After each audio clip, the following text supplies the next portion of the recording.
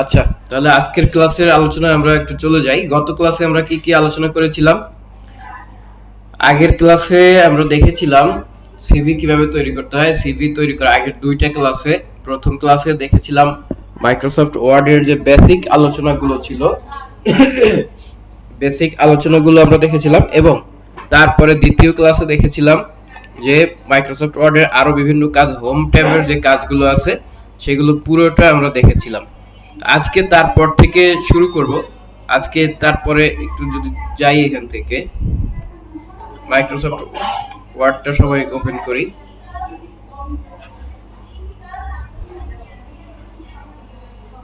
এই Microsoft word এখান থেকে ওপেন করলে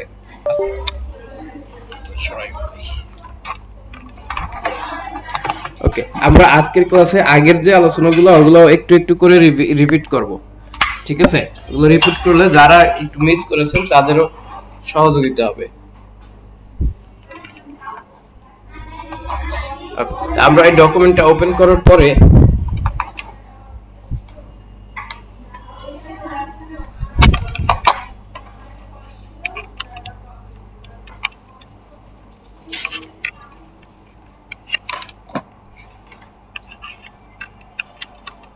আচ্ছা, ডকুমেন্টটা ওপেন করার পরে এখানে একটা নিউ ব্ল্যাঙ্ক ডকুমেন্ট নিয়ে নিলাম। ব্ল্যাঙ্ক ডকুমেন্ট নেওয়ার পরে খেয়াল করি, গতকালকে দেখেছিলাম হোম অপশনের মধ্যে যা কিছু আছে এখান থেকে প্যারাগ্রাফ পর্যন্ত দেখেছিলাম। এরপরে আছে স্টাইল নামে একটা অপশন আছে। কি আছে এখানে? স্টাইল। আমরা যদি একটু ডান দিকে খেয়াল করি, ডান দিকে আরেকটা অপশন আছে,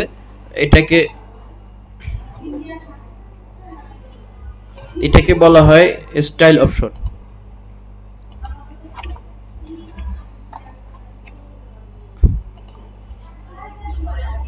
এই যে এই পাশটা, এইটা হলো টোটালটা কি অপশন? স্টাইল।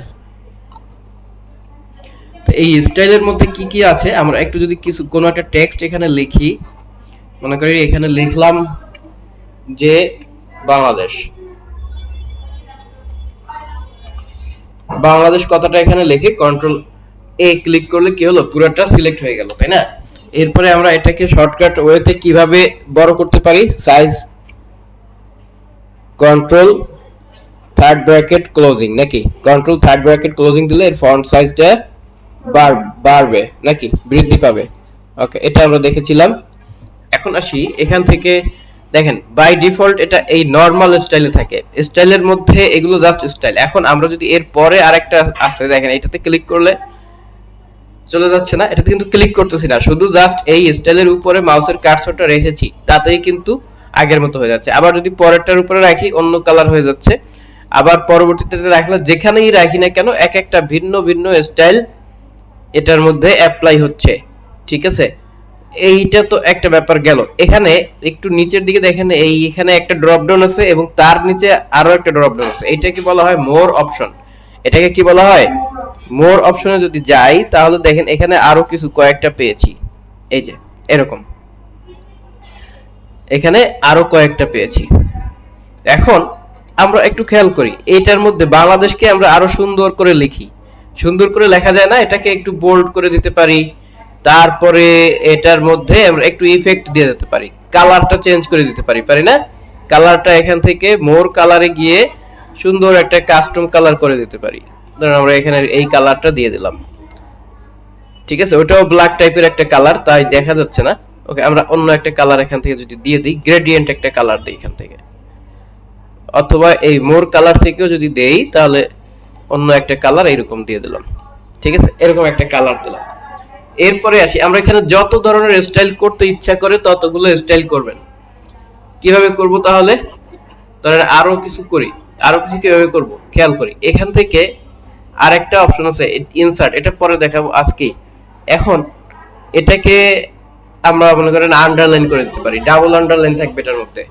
এটা একটা স্টাইল করলাম জাস্ট সাপোজ। এখান থেকে একটা ইফেক্ট দিলাম। এই ইফেক্টটা কোথায় পেয়েছি মনে আছে? ফন্ট অপশনের মধ্যে এখানে টেক্সট ইফেক্ট এন্ড টাইপোগ্রাফি নামে যে অপশনটা আছে এটার মধ্য থেকে আমরা এই যে কি বলে লেখার ইফেক্ট গুলো পরিবর্তন করতে পারি। লেখার ইফেক্ট গুলো এখান থেকে ধরেন আমরা এইটা দিতে পারি, অথবা এখানে আরো কিছু আছে।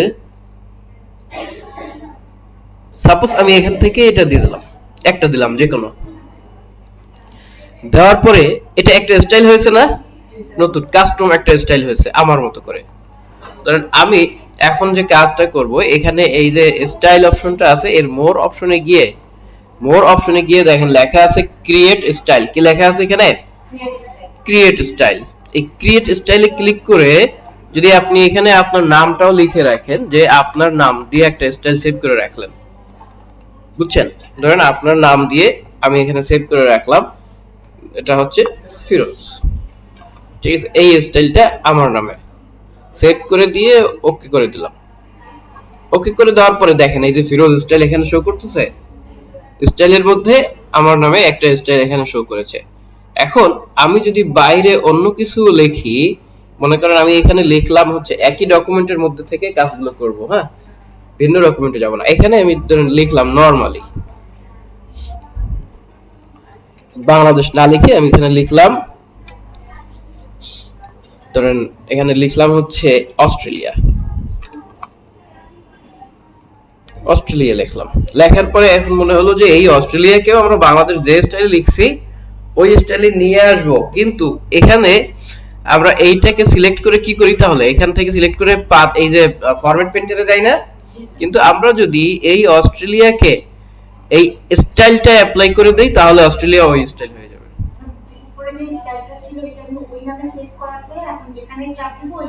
হ্যাঁ, এই স্টাইল এখন এই নামে, আপনার নামে একটা স্টাইল এখানে হয়ে গেছে, বুঝছেন? আচ্ছা, নামটা কিভাবে